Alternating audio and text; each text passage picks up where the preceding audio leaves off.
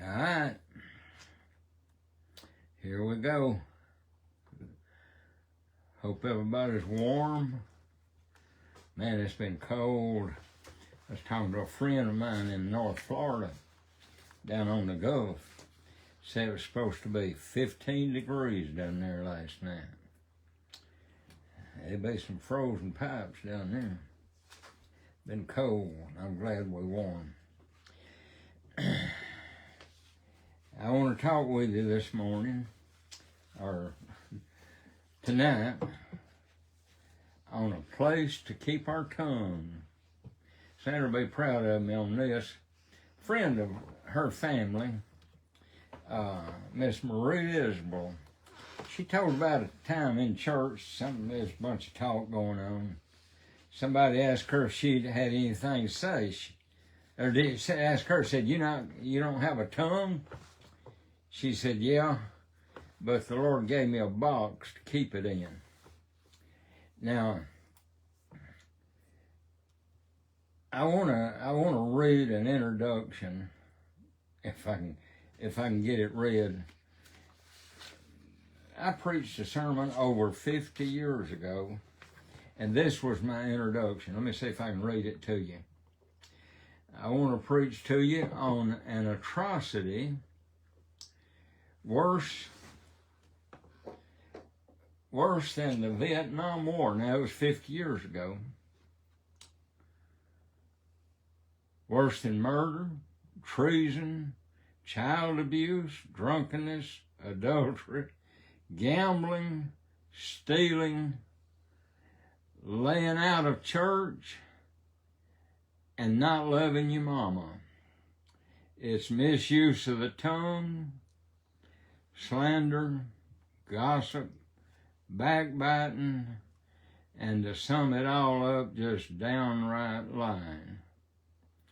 The Bible said in John 8:44, talking about the devil, when he speaks of a lie, he speaks of his own, for he is a liar and the father of it.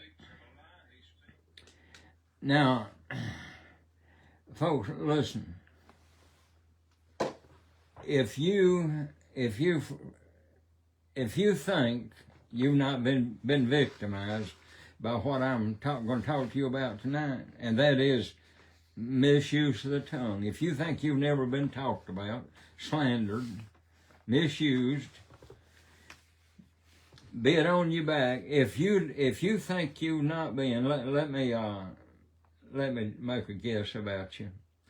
I bet you own some land in Florida that you've never looked at in person, and I bet you bought it from a used car lot right down the road that was running a special on it. Folks, this is something we've all suffered from. Now, I don't care what you think. You can say, well, this or that. I'm just talking to you about it like it is. And I hope to treat it fairly. And if you have suffered from it, I hope to give you some help tonight. Because believe me, this is something hard to get over. Let me read you something in James 3:5, what James had to say about it. James said, even so the tongue is a little member and boasts great things. Behold, how great a matter a little fire kindles. And the tongue is a fire. And we've all got one. The tongue is a fire, a world of iniquity. So is the tongue among our members, that it defiles the whole body and sets on fire the course of nature, and it is set on fire of hell. Now here's where I'm coming from. I have seen people, the lie didn't destroy them, they let it destroy them. And it's such a devastating happening in one's life. We can't measure the damage the tongue has done. You can't. It's just hard to do. But I want to read you something. Repeat something here that we read. It sets on fire the course of nature. The tongue and the misuse of it can set your life on fire. And it can burn up all the good that you've ever had or hoped to experience. I call to memory right now a fellow I knew years ago. Funny, had a good sense of humor. You'd love being around him. But as time goes on, he got the idea that his neighbors were talking about him and people had said something about him. He lost all those good qualities. When I say lost, they were no longer up front. He became cynical, paranoid, suspicious, and in essence, his happiness was gone. You could be around him a little while and he'd start telling you about people, things that people do, things people say. And I cannot, there's nobody that can put one back to where they were before the mishap. But I'll tell you one thing.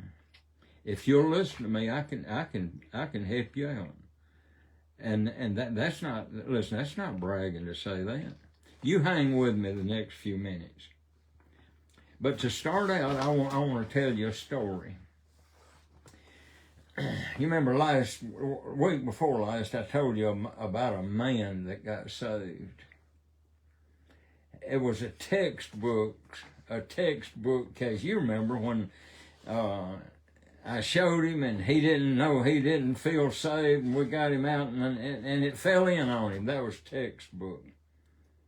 I want to tell you a story to illustrate what I'm talking about tonight. And I'm going to call my first friend and my second friend. One day, I was in the presence of my first friend. And they said, I want to tell you something. I said, all right. So this first friend started telling me about my second friend, which was their second friend. As a matter of fact, the second friend had been a better friend to the first friend than I had. Really had been a neighbor.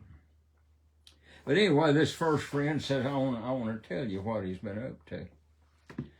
So this first friend started telling me, and the gist of the story was that he had been unfaithful to his wife. He had been criminal in his conduct. And this person set in to telling me all the bad that this person had been doing. And I listened to it. And listen, I've done a lot of thinking about that here lately. In preparing this, I've gone back and revisited. And I'm going to tell you something, it was not hard to remember. Man, that thing was, it stuck with me, a lot of the nuance of it. You know how I felt when this person, as they went on and as they continued, I felt like I had been painted into a corner with an adulterer, with a gadabout, with a very low-life person. And I didn't have a defense. I didn't know the truth. I didn't even know what this person was telling me. I didn't know that existed. But I remember also, looking back on it, that person had me in a gotcha moment. you don't have to have somebody, you don't have to be a psychologist to understand when somebody's playing gotcha with you. They knew I liked this second friend.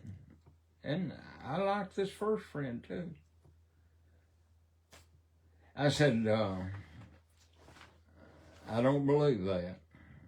And so now that set the ball rolling. I didn't realize it at the time, but that was very offensive.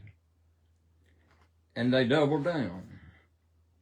So I go and talk to them. I did. This is I don't know that I've ever really gone and pursued something like this before. I didn't feel that I needed to, but I felt like I did here. So I went and talked to this second friend of mine. Told him what had been said. I said, now I'm here. I want to know. I want you to tell me what's going on, because personally, I think there's events here that they didn't get all the background on. And so he sat in to tell me, oh, listen, his wife was just right over there. And when he got through explaining everything, I believed him. See, I couldn't go and see what was supposed to have happened. But he told me what happened, and a couple of 3 pertinent facts were left out. And this first friend probably didn't know it. Probably didn't. That really hurt that friend of mine. It did. It hurt. But anyway, I went back, and at a later time, I run up on this first friend, and I told him, I said, I went and talked to our second friend. He explained to me, and I said, he presented me with sufficient evidence beyond any reasonable doubt that this is not true. And I said, I want to tell you what you told me is not true. I didn't realize it at the time, but I made an enemy right there. I did. And time went on to validate what I just said to you. Now I have me kind of a little outline here. This is not my sermon. This is not my 3 points, but it's to help us get a handle on this thing. I've got, first of all, the subject. What's the subject in all that we're talking about? Misuse of the tongue and all that. You say, well, your subject is misuse of the tongue, gossip, backbiting, and lying. No. The real subject is the one that it was told on. That's the subject. The person that was injured, that's the one. Now, there's another couple of words. Sentence structure. I'm not. You know me. I can just barely get by. But I don't know what part the tongue ought to play. I don't know if it's a verb. I don't know if it's a noun, adjective. But I'm going to tell you what it ought to be. It ought to be a verb. Because the Bible said it's a fire. And it sets on fire the normal course of people's lives. It literally burns their life up. That's sentence structure. I'd make it a verb. Who's the suspect in this thing? Who told the lie? I have no idea. This friend number 1 didn't tell me. I don't know if friend number 1 was the actual liar. I don't have any way of knowing. But then I've got another word here, circumspect. See, I mentioned what I mentioned. The subject, I mentioned sentence structure, I mentioned the suspect, circumspect. All right, if I start looking all around this this situation that I've talked to you about, there's one other person that shows up. And it's not the liar. It's not the victim. It's not me, because I didn't believe it. Now there's no virtue, but that I just didn't believe it. The circumspect reveals another person. Let me read you a verse over in Proverbs 26 and 20. Where no wood is, the fire goes out. So when there is no talebearer, the strife ceases. Say there was a talebearer. You know who the talebearer was? The person that was telling me that. They were telling a tale. They were telling a story. They were not telling a lie. They didn't make up a lie. They were telling something that happened to be a lie, but they were just telling a story. They were a talebearer. And to me, the two big players in it, in a transactional way, was the talebearer and me. So when somebody tells me something that's bad on somebody else, they put me in an awkward position. And it works for you too. I can do one of two things. I can say, I don't believe that. Or I can go along with it. Maybe not one way or the other, but just kind of a middle of the road sort of thing. But I'm going to choose the one I could believe it. Now, when somebody tells you something and you believe it, you own it after that. It belongs to you. You may have not started it. You may have not initiated it. But it belongs to you. You bought into it. It's yours. That first friend that told me that owned it. It was their story. It was their tale. And they laid it on me. Now, here was the choices. Oh, Lord, you wouldn't believe how long ago this was. If I had believed that, I would be ashamed of myself right now. To have believed that on someone that had been as kind to me as that person had been, and as good a friend as they had been. Listen, he never did anything physical for me. We just exchanged pleasantries. We talked when we'd see each other on the road. We actually stopped in the middle of the road and talked and visited. I'm thankful that I didn't believe it, because I would be so ashamed of myself. But if I had believed it, I'd be like this first friend. I'd have to be poking around, that there was some truth to it.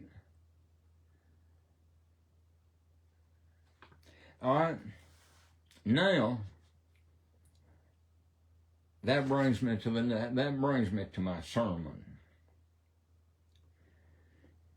What are you going to do if you've had somebody do you that way, tell something on you? Now, I want to say, the Bible talks about the tongue being an offense. He said, if you've not offended somebody with your tongue, you're a perfect person and able to bridle the whole body.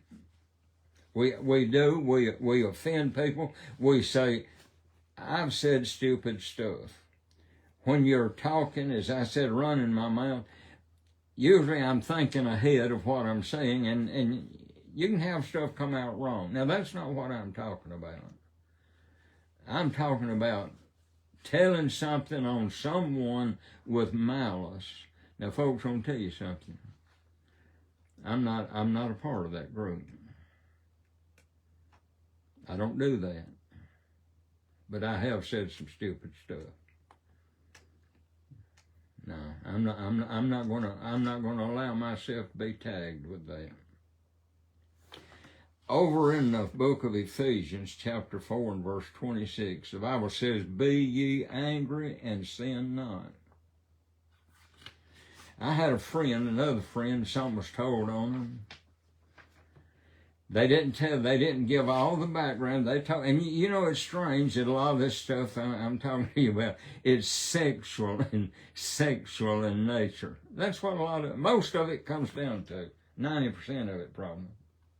But this person had something told on them, and folks, listen, it killed them. They talked to me about it I'm talking about an adult with tears running down their face in pain.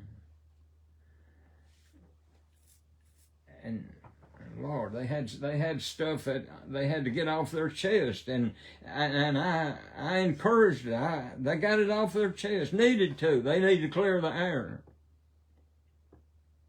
because that kind of anger can ruin you. Now here's my sermon. My first point is be angry. If somebody told something like that on you, get mad about it. Be angry about it. You say, really? Yeah, really. Because I have seen people angry and out of control. You cannot tell that person not to be angry. They've got to work through it. But here's the deal. Learn what to be angry about instead of who to be angry at.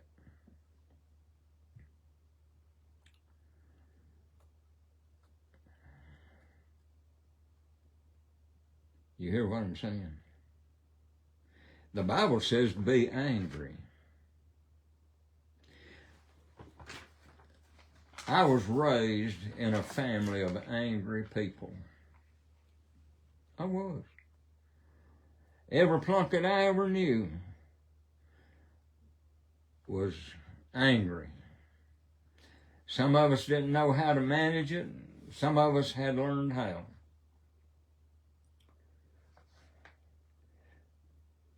Be angry, but don't sin. Now, I'm going to leave that for a minute and go on. The next point is be agreeable. You know, the Bible said, now be angry, but sin not. Now remember, be angry, but don't sin. So what are you talking about?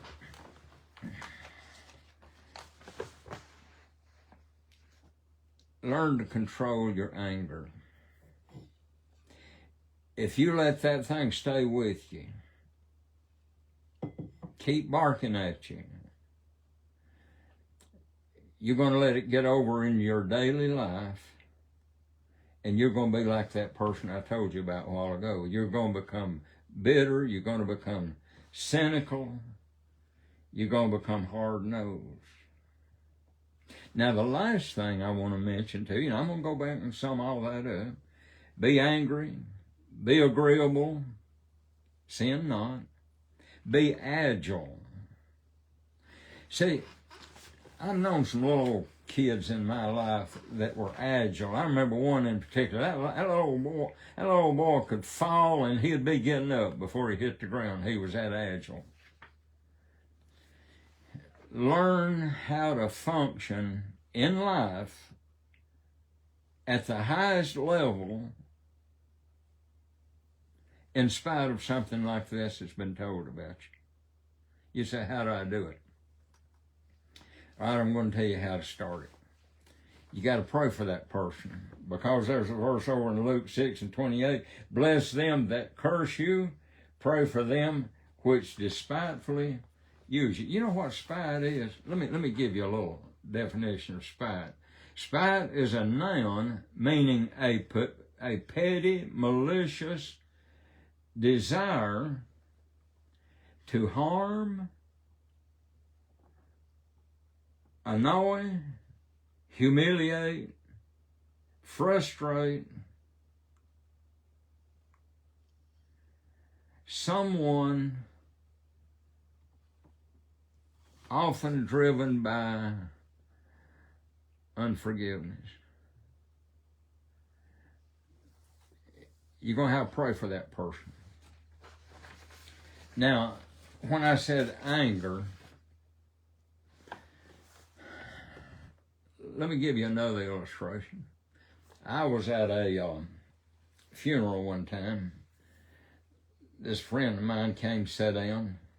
Our family was going through a difficult time. We were in the middle of a challenge at that time, and he sat down beside me.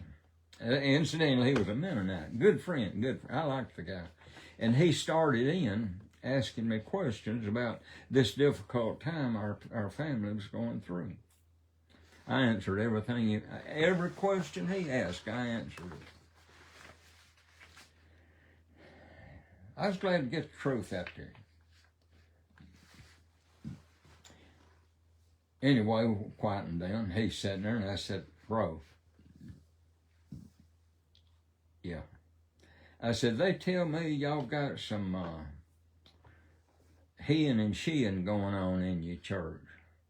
See, at that time, and this was fact, there were some of the members of their church that were swapping more than ideas. And anyway, they went to the church trying to get forgiveness, and they kicked them out. And I said, they tell me that you got some heing and sheeing going on among y'all. He didn't say a word. He didn't let on like I'd said anything. I said, bro, talk to me. He said, well, we have some issues that we're working out. I said, let me tell you something. I said, you Mennonites not any better than us Baptists are. I said, and I'm going to tell you something else. From now on, when you see me, don't you be looking down when you look at me. See, here's the deal. When people think they know something on you, they'll look down on you. See, this friend thought that he was better than me. He really did. Now, I'm going to tell you a little sidebar. I'm going to go over a little bit here, just a little bit, but it's for good reason. When we left there, I'll tell you what my wife did. She's sitting off over in the corner. Let me see what she's shaking her head for. She said, I can't believe you. I said, believe me. I said, what can you not believe? She said, I knew when he started asking those questions and you started answering. See, she just told me there, she's watching. When you started answering those questions, I knew exactly what you was going to do. I knew exactly what you was going to do. Now, folks, right there in that is a nugget of good little stuff. To give you some husband and wife stuff. If your lady's going out hunting a husband, or if you've got a husband, you know what you want out of it? You want predictability. That's one of my main points. I'm predictable. She said, I knew you was going to do that. My wife wouldn't be worth 15 cents as a preacher. I see these people, they're co-pastor and all. That's a bunch of hooey.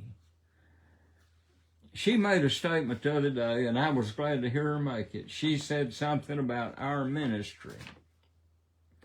Sandra, in the churches I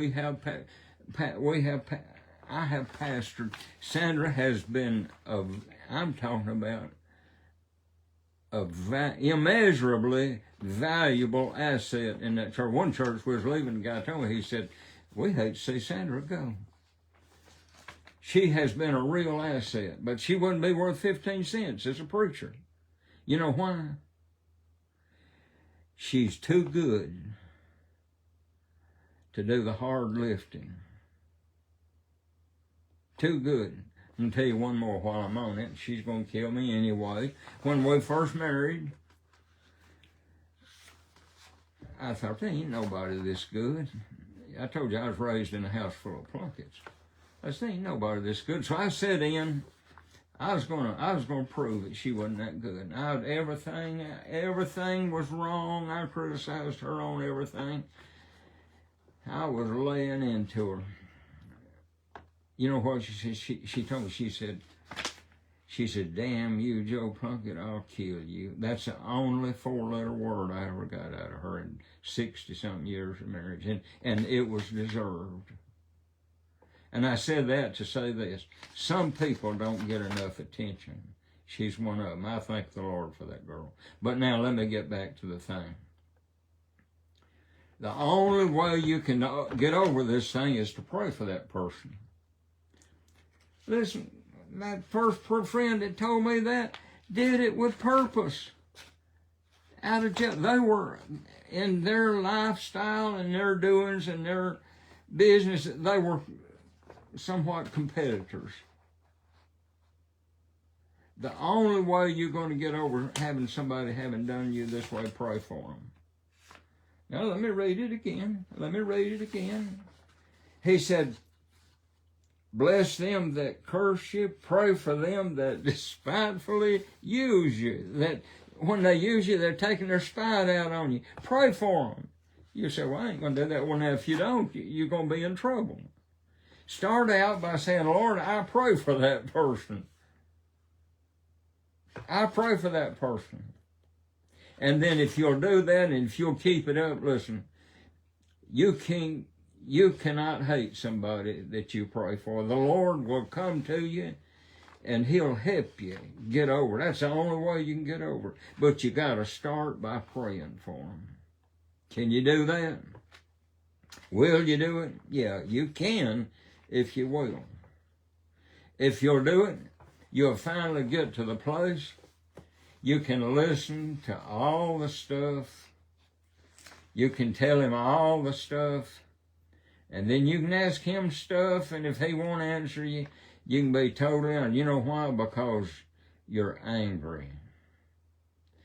I was not angry at him, but I was angry at the fact that people gather information and they use it to hurt people when they have an opportunity. Yeah, I'm angry. I'm angry because of some of my friends, what they've suffered and what they're still living through, the hardship this crap's placed on. Yeah, I'm angry. And I'll be angry when I go to my grave. But I hope I can extend a helping hand to somebody that has done the wrong thing and they're not proud of it. Pray for them. If you'll do it, man, God will come to you. He'll bless you in ways that you never thought possible. Pray for them. God bless you. Hope to see you again Sunday night. And let me say one thing before I go. You say, well, I ain't got no apologies to make about that. I told you I was angry. I'm not angry with that first friend, no. We'd still be friends today if they'd let me. No, they cut me loose a long time ago. I still like that person. I still do. God bless you, and good night.